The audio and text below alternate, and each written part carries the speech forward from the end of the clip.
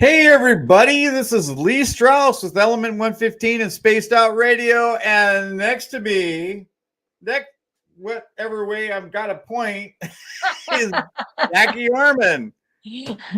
Jack's in the house. Jack's in the house, that's right. And tonight, everybody, we have an experiencer with us. We have Mark Turner. And let me tell you something. Mark Turner is an amazing experiencer. He's got so many amazing experiences from the time he was a child. But let me just tell you this. Not only is he an experiencer, but he is a U.S. Navy veteran. And that's huge for me. It really is. We all drink every time Lee says experiencer. Okay. Well, maybe that's a thing. Maybe we need to set that up. I don't know. Mark and I are giving Lee a hard time tonight. Before we got started. Maybe that needs to be a thing. We might start that out. But anyway, so that's a game night. We have those too. But let me tell you what, this guy, we've talked to him before when we had to take over for Dave for Spaced Out Radio. Mm-mm. And I was blown away by this guy, and I could not wait to get him on our show. And tonight he is here. Yay.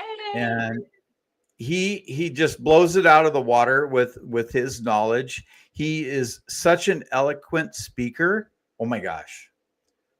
It's amazing. Anyway, we want to bring him on right now, and he can start telling you guys about who he is and what he's been through.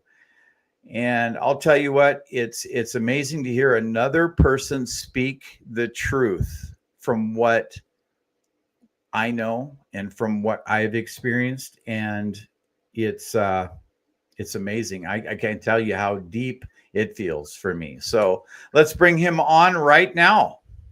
Mark. Yay. Hi, Mark. Thanks for coming on the show. Good evening, Lee. Jax, thanks you so much for having me back. It's great to see you. Awesome to be here tonight. And yeah, I'm excited to talk about just about anything. So we're excited you're here. Well, Let's get right into it.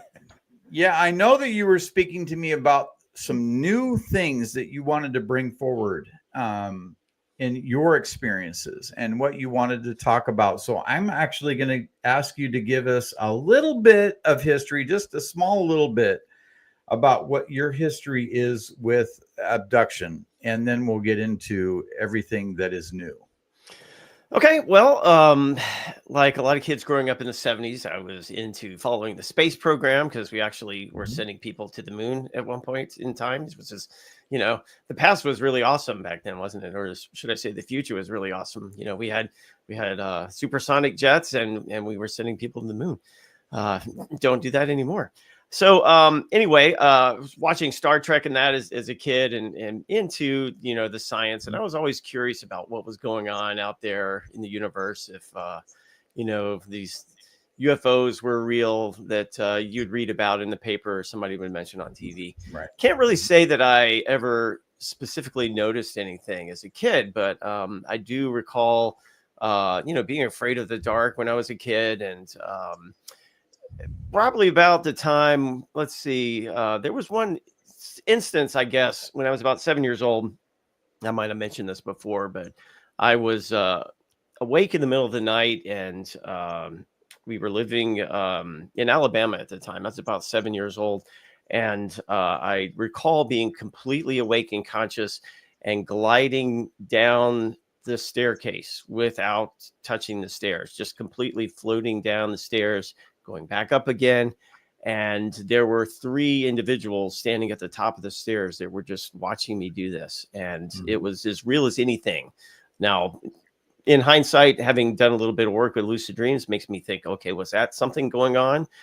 Who were those individuals? I don't know. As I look back on it, I think maybe they were my siblings. Maybe they weren't human. I don't know. But that was a very interesting aspect. And I think that might have been, in hindsight, like the start of something going on with me. I read stories about UFOs.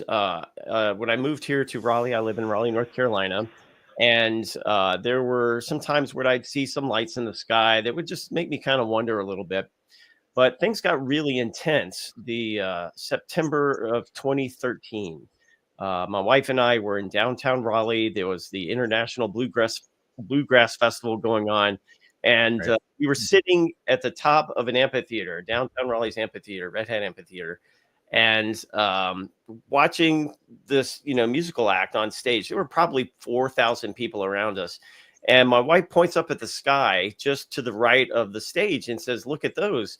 And there's this line of about a dozen glowing orbs that are just bouncing right above the tree line behind the stage. Wow. And there, like I said, there must have been like 4,000 people there that were essentially looking at the same thing we were. But I looked at it, and with my Navy history, having been on ships and watching planes all the time on deployment, it's like, yeah, those aren't planes, those aren't helicopters, those are unknowns, I guess you could say. So over the next couple of months, I would see these things in the sky. They were individual craft at this point. And one morning, I think in January, about 8 o'clock in the morning, I saw one just hovering behind a house above a local cemetery, which was the craft itself was super reflective, like a mirror, almost like the Bean, statue in Chicago. But the top of it was fiery red, and the sun hadn't come up yet at that point. So I was like, what is this thing? And, why is it just always in my field of view? So March 2014, I am asleep in bed. My wife is next to me. I wake up and there's this creature in the room, and I can't move, totally paralyzed, wide awake. And I'm trying desperately to yell at my wife, like, "Hey, look at this thing! I'm not nuts. These aliens exist. There's one right there." And I could not make any noise other than a whimper.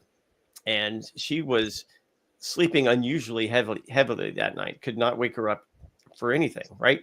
And I see you pointing, Jack. So you kind of know. Yep, you've heard this I before. went through that with him.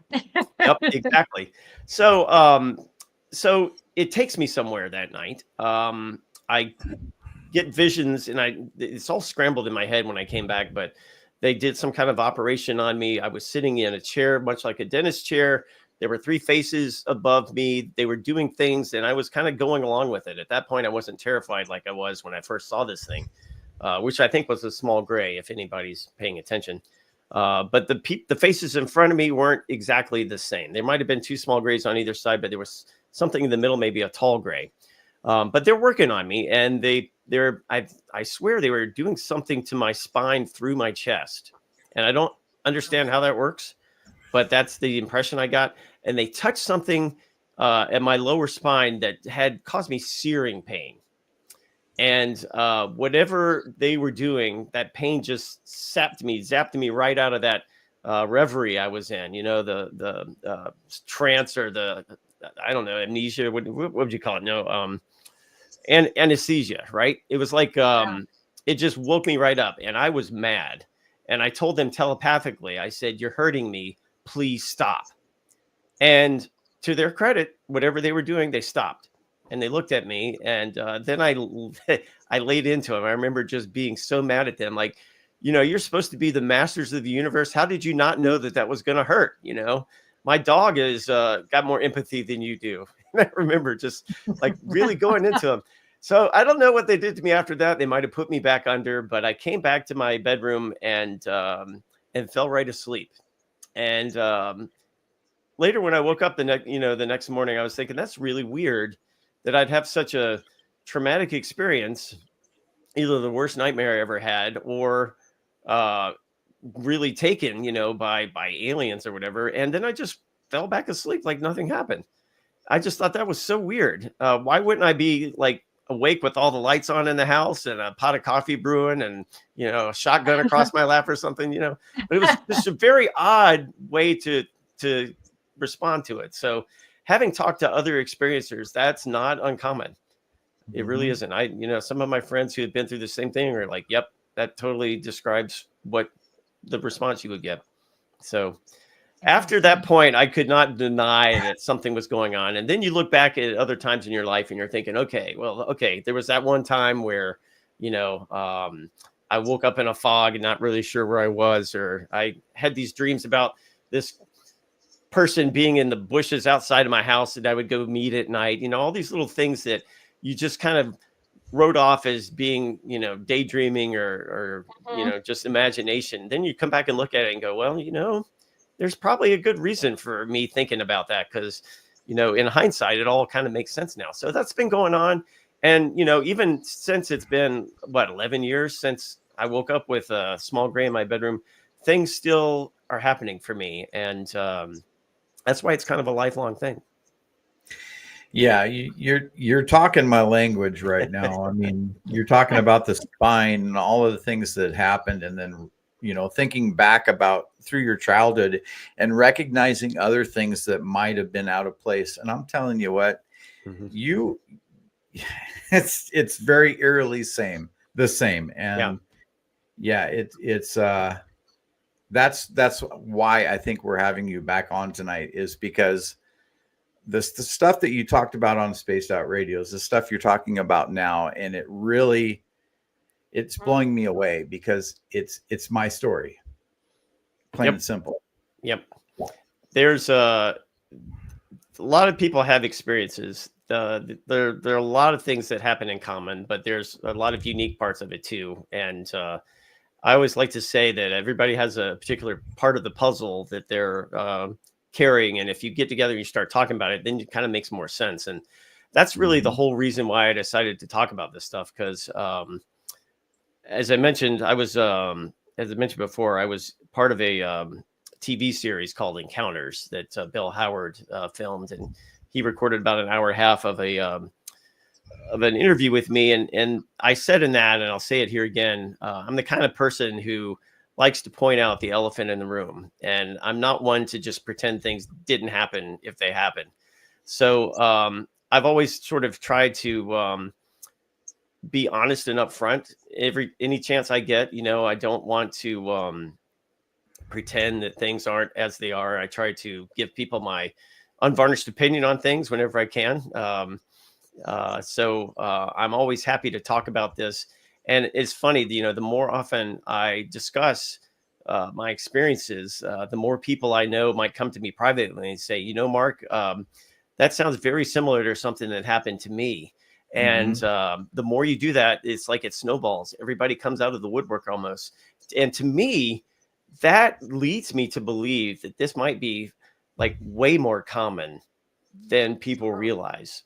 And it's just that they have sort of written it off like most people do until they get to some tipping point, which makes them confront it and say, okay, this is wild, but I'm involved somehow and I can't deny it anymore, Yeah, you had mentioned that your wife was having a hard time with sleeping more heavy than normal. Like that's something like we were talking earlier about my experience seeing that light through the tent that I was telling you about. And that's exactly what was going on with Lee 2 nights in a row. But I was wondering about your wife when you have these experiences. Does she ever see anything or feel anything, or has she ever had an experience like that? I don't know. She's supportive of me and believes that things that I've been talking about is stuff that I've experienced. She's not willing to go too far down the line. It's kind of nice that one of us keeps one foot in the practical world, I guess, as far as that goes.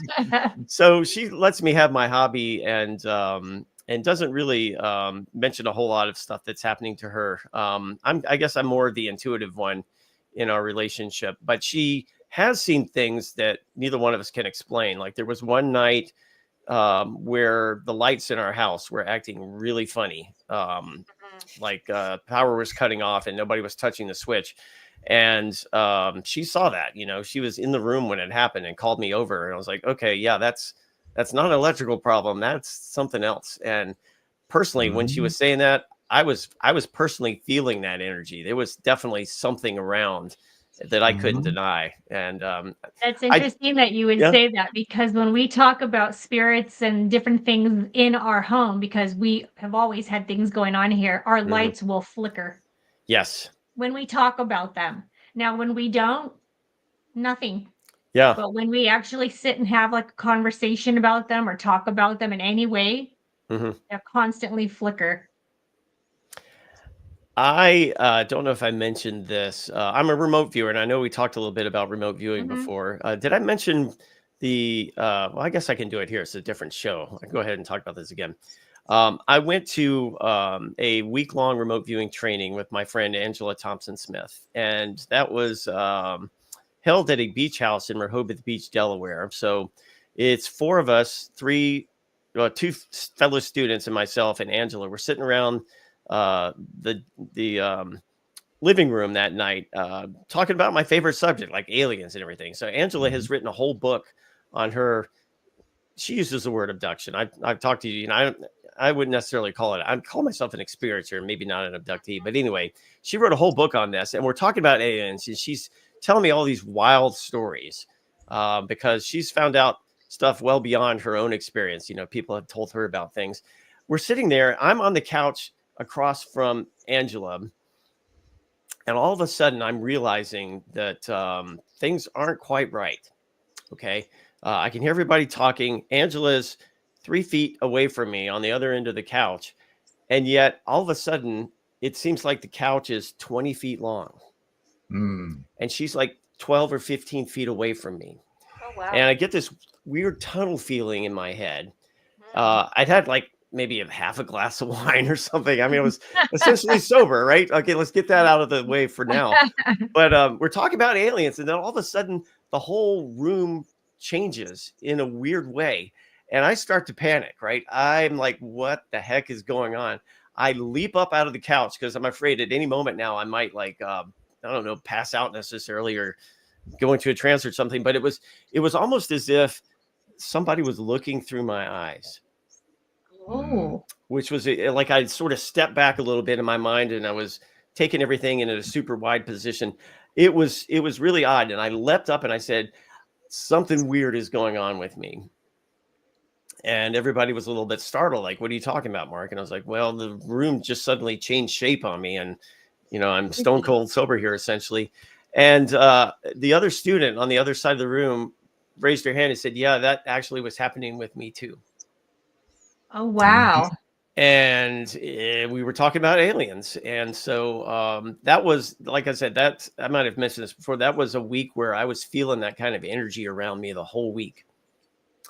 And I think it's because they were really interested in the fact that I was helping develop my psychic skills. And they were encouraging that.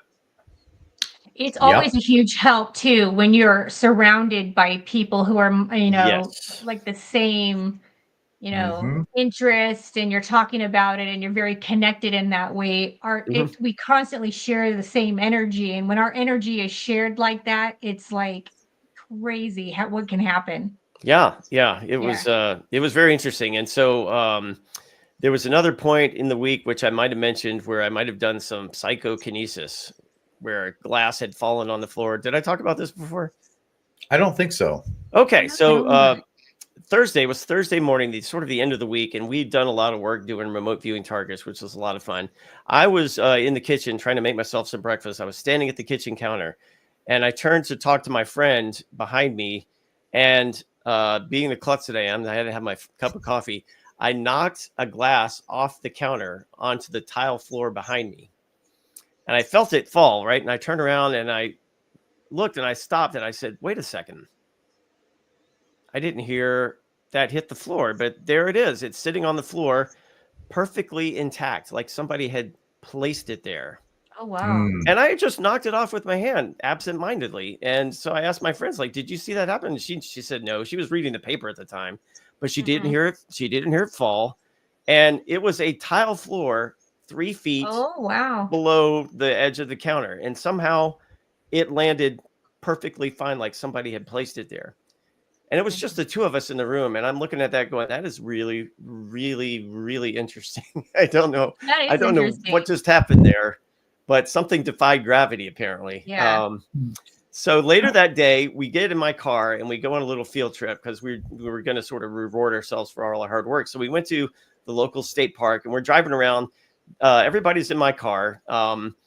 We pull up to the beach there into a parking lot, and all of a sudden we hear the sound of breaking glass coming out of nowhere in the car. It's what it sounded like. It was in the car.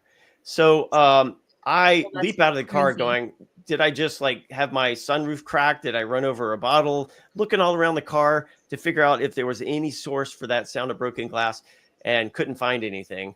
And then Angela laughs. It's like, what do you expect when you get 4 psychics together in the same place? Weird things are going to happen. So yes.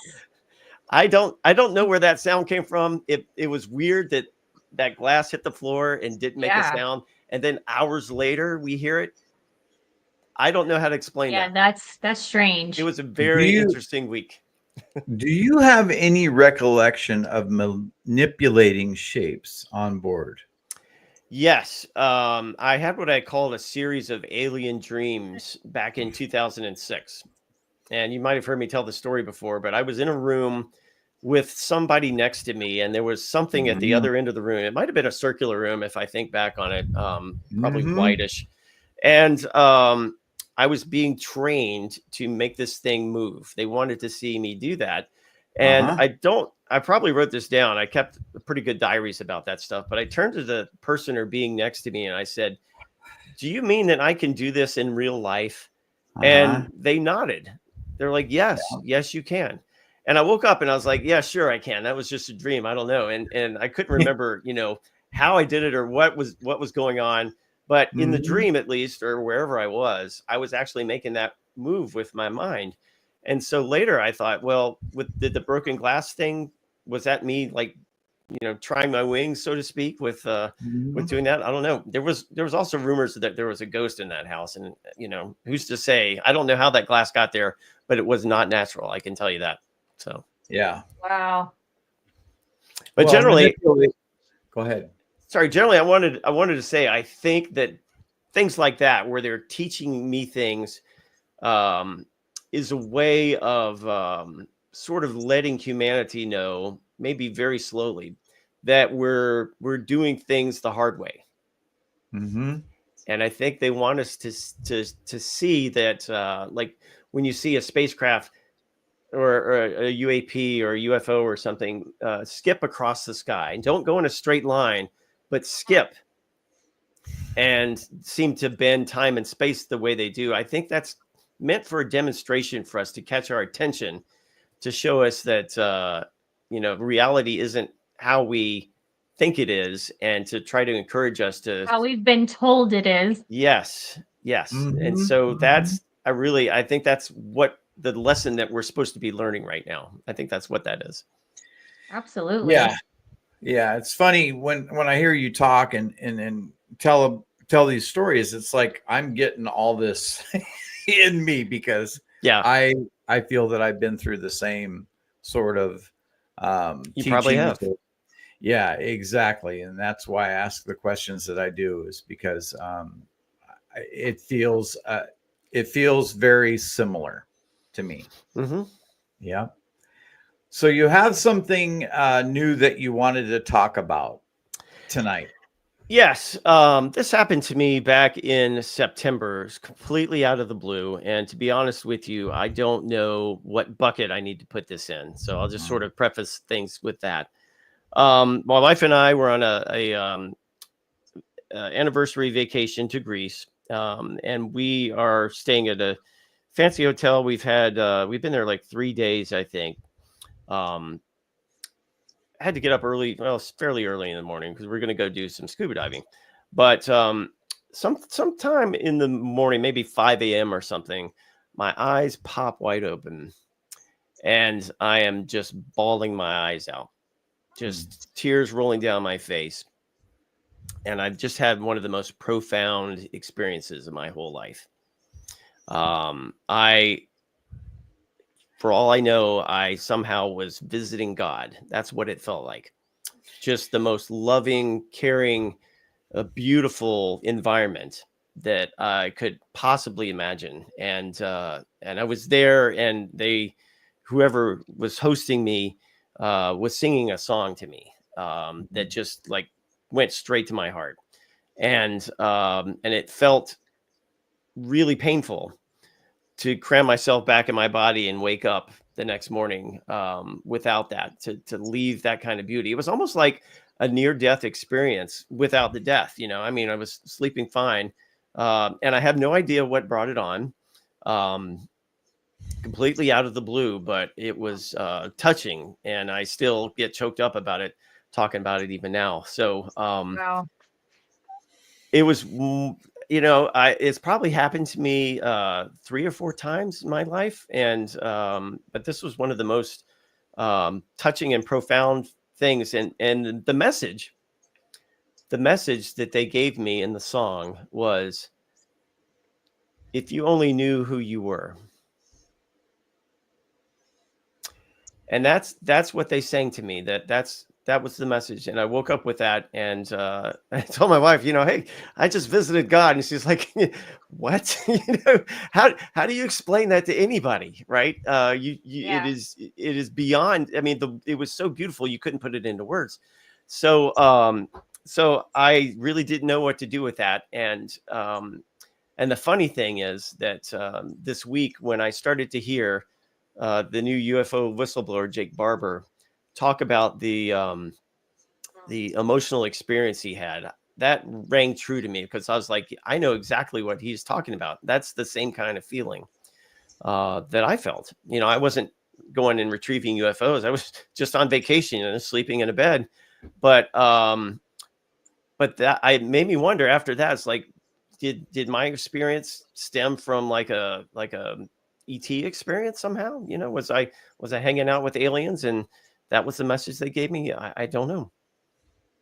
That's interesting. I was wondering if maybe you had some kind of feeling of like maybe some fear or anxiety, before, or anything that would make you feel like, that would make you feel better. No, I mean, we were having a great time, in a beautiful place and beautiful vibes. Everything was just perfect, and completely out of the blue. It's not like I had solicited that at all. I'm not a very religious person, but that was as close to a spiritual experience as anybody could possibly get, So I was very fortunate. I was very obviously grateful for that gift, and sure hope it happens again sometime. But that was, like I said, I don't know what to do with that. But I do think that I do suspect, actually, that it might come from our friends. So yeah. Now, does that change you at all in a more religious way when you have an experience like that? I used to consider myself pretty much an atheist, like when I was in my 20s. Since then, I've kind of come back around to say, well, there's a lot of mystery to this world, and I can't, I'm not very not a materialist anymore. And I talk about being an atheist. I don't necessarily, I never really did discount that there's some kind of, overall patterns of things. I've got a lot of theories about that, but certainly I've never fit into a real religious kind of structure, being more spiritual than religious. So that it makes me pay more attention to it. I definitely try to pivot to the point where I try to see my own self in other people and look for those same qualities, because I do really think that we are all one, and we pretend to be independent. And things like remote viewing, where you are seeing things that go beyond your 5 senses, can definitely instill the concept that we are connected. It's hard to deny when non-physically you're finding out things that you shouldn't ordinarily know. It is kind of life-changing. But for me, I'd sort of crossed that bridge many years ago. So I've actually heard people explain the remote viewing as basically like using your senses in a like a different way or outside of what we normally use them as? Like how would you explain that? Okay. It is okay when you've got your normal senses, they all go through, like your eyes, your hearing, your vision, your hearing. Mhm. They all go through your nervous system, obviously, and get to your brain, where they start to mean something to you. For me, remote viewing is sort of short circuiting that process. The data still gets to your brain, but it's outside of those normal pathways, and it is not nearly as strong, as immediate as your physical senses. So it takes a little bit of practice to quiet your mind and make a little space for that information. Yeah. But for me, I have the theory of Jane Roberts in her books, the Seth books that she channeled back in the 70s and 80s, where this whole reality that we're in now is all it's all an illusion, right? We don't really exist in the 3D world. We're beyond that. That's where our minds are at, and everything we see is initially a thought, a consciousness. So honestly, don't remember where I was going with all this. What was your what was your question again? Well, I was talking about how a lot of people will look that I've talked to will look at it as using, outside of your normal senses, like, Yeah, yeah. yeah, Yeah, so it's basically putting aside those physical senses, trying to get beyond yeah. them, and the data comes from the subconscious or the mind consciousness, whatever you want to call it. Mhm. When I'm telling people about remote viewing, it's basically, if you can learn how to quiet your mind, that will definitely get you, halfway there. And then it's just being open to that and trying not to steer the impressions you get. So it really does work, and anybody can try it. And I know that there's a lot, I follow like UFO Twitter a lot, or UFO X, and people are concerned that, maybe tech bros are trying to hijack disclosure with some of the things that are going on. Um, the thing is, when you've got these skills and abilities already, right? You've got the biggest BS detector possible in your own mind. You can learn how to find out what's true and what's not. Anybody can do it. So Mhm. I think people hopefully will start to come to that realization and start to pay attention to those intuitions that they have, and maybe work at learning how to steer it. And that's basically what remote viewing is. It's learning how Mm. to steer your psychic ability. I actually had an experience twice with remote viewing from myself to two other families that I was actually working without even really knowing that much about it.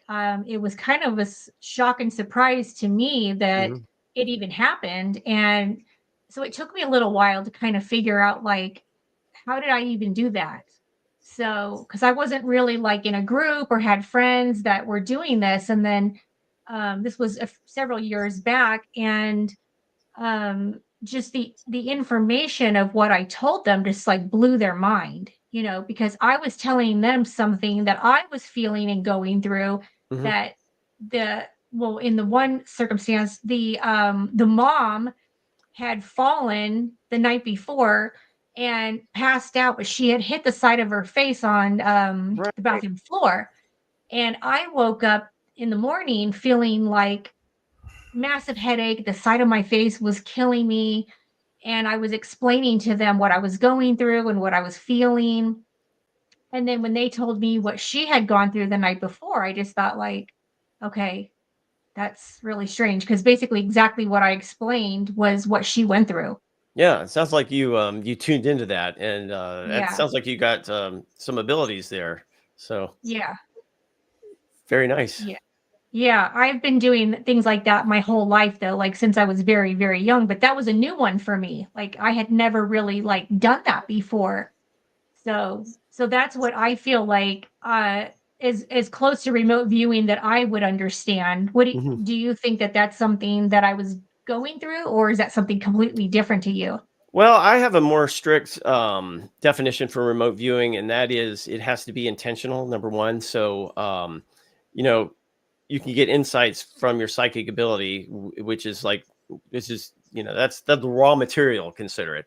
And Mhm. then remote viewing is where you sort of put it into a little bit of a structure and you say, okay, I'm going to focus on these aspects of this information. So I'm going to look at colors or shapes or um, emotional impressions, that sort of thing. And that's essentially what controlled remote viewing is where you are focusing on little parts of it and only trying to get aspects of it at a certain time so that your mind doesn't automatically kick in with imagination. So what you're doing is psychic ability. And if it had been tasked blindly where you didn't really know, what you were working on and it was intentional, then Mhm. you could call it remote viewing. So it sounds like you've got the natural ability. And if you just went through a little bit of practice in how to record that information, basically, it sounds like that's really all you're missing. So Yeah. I Yeah, I if I would were you, really love to learn you more about you that. should you should Yeah, yeah. that would be nice. Yeah. So you were talking earlier about the singing that you heard. Do you have any sense of what entities were singing to you at all? I don't recall actually seeing them. It was I guess it was kind of in a place where maybe physical bodies weren't the priority. Mm-hmm. I don't recall any individuals there at all. It was more of a almost like an ocean, I would say, Uh-huh. where you're just swimming in this area and completely enveloped in that kind of love. So I didn't even think about that much until you asked me, but that's kind of how it went. I didn't see anybody actually doing it. So you're part of the ocean and not apart from Yes, the ocean. yes, I would Yes. say that's a good way to describe it. Yeah. Yes, exactly. Exactly. Well, I've been there. Okay. Yeah. Along, yeah. That's fantastic. Have you ever turned over in your bed and been actually face to face awake when you were fully awake and seen a creature? Not in my bedroom, but I have seen a creature face to face in broad daylight in the public. No kidding. Can you tell us about that? Yes. Okay. So it's a very interesting day. Okay. Actually, very interesting week because it started off, this was December 2021. Mhm. I was going with my wife, and we were traveling up to Virginia to go spend the Christmas holidays with her parents at a state park in Virginia. So we are at the cabins. The last night we were there, which I think was actually Christmas night, December 25th, I fell asleep. And during the night, I had the impression that there were these kids, a group of kids who wanted to come into the cabin. And this didn't make a lot of sense to my mind the next morning because I knew there weren't any kids in the campground. It was just us and, our nieces and nephews who, weren't the ones that I was seeing. So they came into the cabin at some point and I am asleep in the room and I heard them walking in the hallway between us and our kids who were sleeping in the room across from us. So, and I was okay with that. Apparently, that there were things walking around in the cabin. So, I don't know if I mentioned that to anybody when I woke up. I sort of kept it quiet. Well, my in-laws know I'm weird anyway, so it doesn't matter. So anyway, that happened December 25th. We get back to my home in Raleigh, and my wife has to make a business trip out to the coast. So she's going to go out there. Her work involves her setting up conferences and things. So she needed to go visit the hotel that she was going to be going to and talk to the hotel manager. So I'm like, I can work remotely. I've got my laptop. It's a beautiful day. I'm going to tag along with you. We're going to go down to the coast. So she's getting ready in the other room. I'm in the kitchen. I flip on the light switch for some reason and weird things happen. Okay. We've got a series of 5 lights, recessed lights above the countertop. Uh, 3 out of 5 did not come on. And I'm flipping the switch going, I don't understand this because they're all on the same circuit, flipping the switch, flipping the switch. My wife's yelling at me. It's like, we're late. You know, you got to leave that alone. But I can't explain why these lights aren't coming on as they should. So we get in the car because we're already late. And I'm just praying that the house is not going to burn down while we're 200 miles away. Right. So, we get there at the hotel. My wife's inside talking with the manager. I'm sitting on this beautiful patio, sun's shining. There are people around me at other tables having coffee and breakfast. Nice breeze. I'm watching the seagulls and everything and logging in, pretending to read my email. And out of the corner of my eye, I noticed someone very strange. There is a woman who's being escorted by one of the hotel staff members down a ramp in front of me. And this person looks very, very odd. Okay. It's a she, I believe, but she's wearing this bright pink sort of members only style jacket from the 1980s, right? And matching pants, and has on these really big dark sunglasses that cover most of her face. She's wearing a bicycle helmet, even though she doesn't have a walker or a scooter or anything. I don't understand why she was wearing that. And she caught my attention. And later, as we're going back home, I'm like, I don't really know if that person was human. And odds are she probably wasn't. Interesting. Yeah. And then I got back and I flipped that light switch 100 more times. I pulled it out of the wall because I know a little bit about electricity. I could never make those lights do what they did before, and they've never done them since. Yeah. But electricity, weird electrical problems were happening. That was a few days after something got in our cabin. And then I see face to face, apparently a tall gray who was there. Now, after I thought about that, I was like, what an incredible gift that was for them to do that. And I think it stemmed from me maybe pleading with them at some point during one of my nighttime field trips. I want to be able to see you conscious and in person. And I think that's what happened. Yeah. I did the same thing and I got the same result. Did you? Yes. Oh, that's awesome. So I've heard stories about that people, that aliens are walking around, among us. And you hear Paul Hellyer, the former Canadian defense minister, talking about this. My friend Angela says that it happens in Las Vegas. She lives outside of Las Vegas. And sometimes aliens dress up as nuns and just go walking around through the crowds because, the habit helps hide their head. And I think the bicycle helmet, in the case of mine, was hiding an alien head. Interesting. I definitely feel like they're around us. Yeah.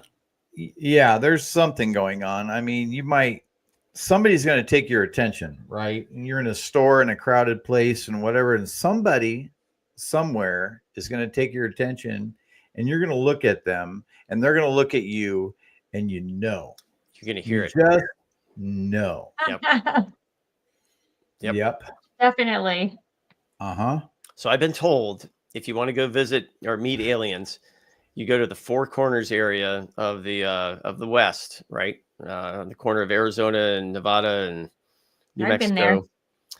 And put the intention in your mind that you want to go meet an alien. And if you do that while you're there, there's a possibility that somebody will turn around and introduce themselves. Oh, wow. I've heard of that happening before. And this person will look entirely human, but they respond to your intention. Yeah. And I really don't think it matters where you are. Actually, it's happened to me here in Washington State. So, anywhere that you are, if you are having that intention and having that thought, it's possible that you're going to meet somebody different than us, and you're going to feel their vibration, and it's going to be a lot different than you would feel from anybody else. Yes, there's a serious presence to them that you cannot ignore. Exactly. So I work down in my family owns a shop down in Old Town here where I live, and I'll be down there tomorrow and Sunday. But sometimes I have people walk in the shop and they give off a very different vibe, and you wonder, it's like, like, what's up with you, Yeah. Like, could you possibly be from like another place, or like it's just totally different than everybody else? Hmm. You ever get that feeling and you just wonder, like, huh, I wonder what's up with them? Yeah, absolutely. You can feel a difference, Mm-hmm. and For sure. they're definitely here. Yep. So Absolutely. let's go ahead and take you on board from what you remember from being on board. Can you tell us some quick stories about what it's like to be on board a craft? Well, my particular experience, I don't recall seeing a craft. I know I left my bedroom. I'm pretty sure I went through the wall to get there, but I don't recall exterior of the craft or anything. It was more of a seeing the faces above me and knowing I was in a chair, and being in that sort of frame of mind that they're not going to hurt me, whatever. So.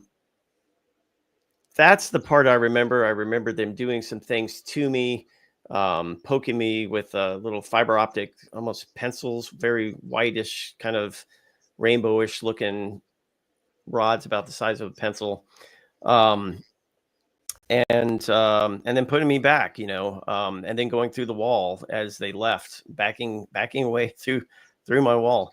So, I mean, at the time, my dog was in the other room. I probably had the alarm set in the house. My door was closed, locked. Wife was right next to me. None of that made a difference. So, it's interesting. Okay. What about how they come into the home? Does it look like this? What? Oh, With the the green weenie? wavy portal looking thing where they just come through something into your room? Quite possibly. For mine, I recall just waking up and being aware of that presence that I mentioned, but the room was dark at that point, and there was a Mhm. single gray by the door, and the door was closed, I think, so it was in the room with me, and Mm. I don't remember seeing any light, but I could make out in the dark, the shape of its head, which seemed very much like a light bulb, and two large black eyes. Yeah. And I knew that it could read my mind, and so that was where the source of the presence was. So, but then when Yeah. it backed up, it might have, yeah, when it went through the wall, there might have been some kind of hazy greenish looking light to go with that. Now that you mention it.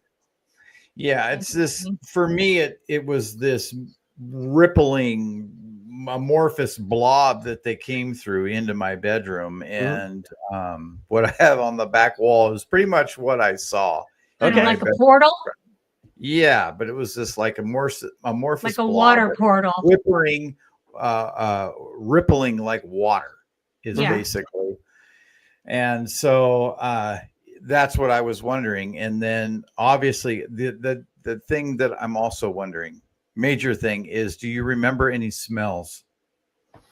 I have heard stories, of a very strong ammonia type smell, and if I hit that same kind of smell again, then I would probably notice. My sense of smell is not all that strong, to be honest with you, Okay. and I sort of chalk that up to my military experience in the Gulf War. I'm a Gulf War veteran as well, and so I've always had some, like, since then I've had some really crazy stuff going on with my health. So wouldn't surprise me if that smell was there, because I've been hearing a lot about that. Yeah. Yeah. Yeah. Isn't that exactly what you said you smelled, ammonia? See, Yeah. for me, it was It, bacon. I it, like bacon, so like Okay, wow, yeah, we'll do with bacon. I Actually, I would prefer bacon yeah. I'm rather totally than kidding. like ammonia. And yeah, From yeah, what I I'd understand, I rather. think the Greys don't have a traditional digestive system, and they might excrete things through their skin. I think Yeah, that's kind of what I've read. That's what I was told. Yeah. it That's makes what. my stomach queasy just thinking about it. Yeah, well, it's not a picnic, when they come pick you up. Mm. I was really brave the next morning when I was journaling all that stuff that happened to me, but at the moment when I was face to face with that thing, and there was nobody there that could save me, right? My wife was still sleeping. I couldn't wake her up. I felt very alone. I felt very alone, like I was the last person on the planet, and whatever Oh, it wow. wanted to do to me, it could do to me, And so I've progressed since then. The in-person sighting that I had, the nonchalance that these things are in the cabin. Mhm. That relationship has really progressed, and the fact that they've been teaching me things, and gosh, that gift that I got in Greece, of that just being cherished. I mean, that kind of Mhm. love does not exist on this planet. It does not. Mm. Yeah. So Wow. That's I amazing, actually. yeah, well, I've heard some stories from some people about that same kind of feeling that they have, that's just really overwhelming love, and that to me makes me less worried about things. A lot of, you see people online talking about Yeah. abductions, and they're fearing that the aliens are going to come eat our brains or whatever. I don't, I don't, I don't worry about that. They've No. Yeah. when they were hurting me and I told them to stop, they stopped immediately. And they've always put me back where they found me, and they've been looking out for me too. They have been Yeah. encouraging me to expand my psychic ability. I think they have some kind of investment in me, and I Yeah. It think sounds that I like get, it. yeah, and I get something out of it too. I think they're trying to help me along, and maybe through me help other people along. So, Mhm. I You just started don't. having dreams about aliens after the experience that I went through in the summer with the light coming in the tent in the last time. mhm, I had never really had I mean, I've always been like, into aliens and UFO and the whole bit, and wondering, and curious just like everybody else in the world who has that mhm, curiosity, but never really thought I had an experience of any kind like that. But after I had that, I started dreaming about them being in my house, and hmm, they would be standing, there'd be 3 of them standing at the end of my bed watching me, mhm, or they would be standing outside my bedroom door. The door would be shut and I knew they were there. I could like see mhm, them, mhm, but they were on the other side of the door. And mhm. I would dream about them like that. And it started making me wonder, is this really dreaming, or am I really having more of like some kind of experience with them and I just think it's a dream? Like, it Right. never really made too much sense to me. Yeah, that's a very good point. And what I call the alien dreams, I felt like I was wide awake and operating in a different environment, but I'm almost certain that my body didn't go anywhere. So I call it a Mhm. dream, but it was like being someplace else. And actually, I just watched. Okay, Sammy Hagar, right, former lead singer of Van Halen, his Mhm. own rock musician. He has a video up that talks about his alien experiences, Oh, and it's wow. cool. If you haven't watched it, you need to go see it. But he's written about that in his autobiography. But 5 months ago, he posted a reel on YouTube talking about it. And that's one of the things he said. He said he did not physically go anywhere, but his mind, or what he called it, his computer, got Yeah, downloaded someplace. And that's how he was interacting. So I need to go read his book, because interesting. he's pretty open about the stuff that's happened to him. And I think you're right, Jax. I think that's sort of how it goes, that you're someplace, somewhere between a dream and physical reality. Yeah, yeah. Huh, Yeah. very cool to know that, because I've been wondering for months. It's like, what exactly did I go through? Like, am I actually somewhere else, or am I still here and they're here, or am I in an in-between world, or Right. Right. I what's mean, who knows? happening? Who knows? And Yeah, is because it it's so vivid, yeah. like it's like you are somewhere else, but you realize even in the dream, I'm still at home. Right. Right. Yeah. Wild, Yeah, isn't it? that's crazy.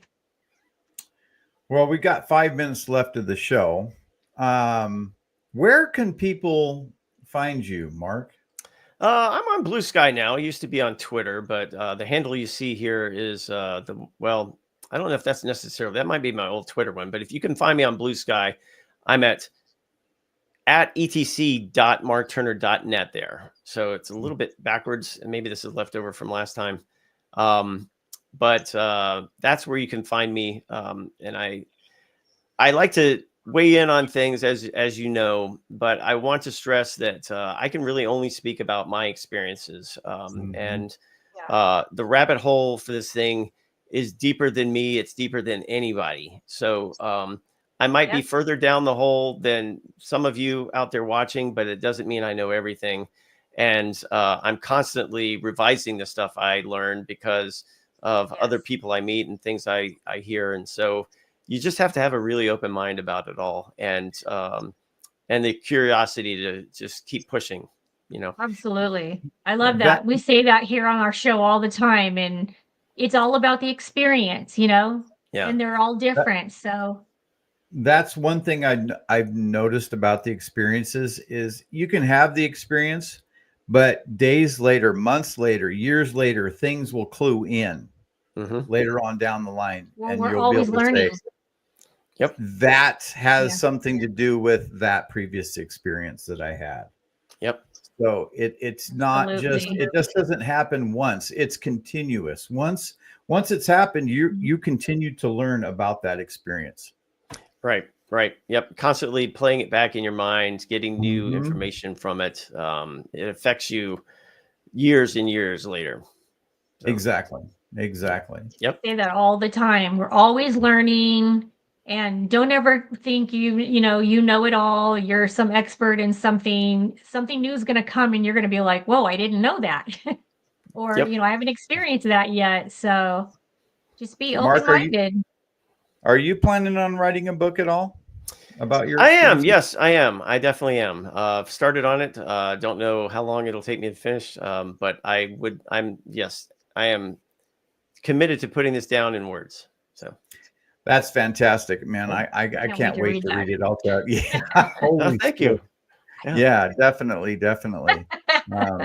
I'm glad there is people like us out there, and I'm hopeful that everybody that's listening tonight can take something away from this discussion and hopefully help them in their experiences as well. Well, even if you haven't had an experience, it's fun just to, hear your experience and the really cool things that you've been through, things I've never heard anybody else say. So that's amazing. Yeah, well, it's been an interesting life, and things still continue to happen, and I love sharing it, and I love seeing other people do it too. So let's all just keep talking about those weird things that happen. Absolutely. And it won't seem so weird anymore. Well, you're gonna have to come back on and talk to us again. All right, you got it. Definitely. Right. Thank you guys for coming on and watching tonight. Bye, everybody. And Dave Scott is up next, and here is our outro. Yep. And I'll see you guys on Dave's show at 11. See ya.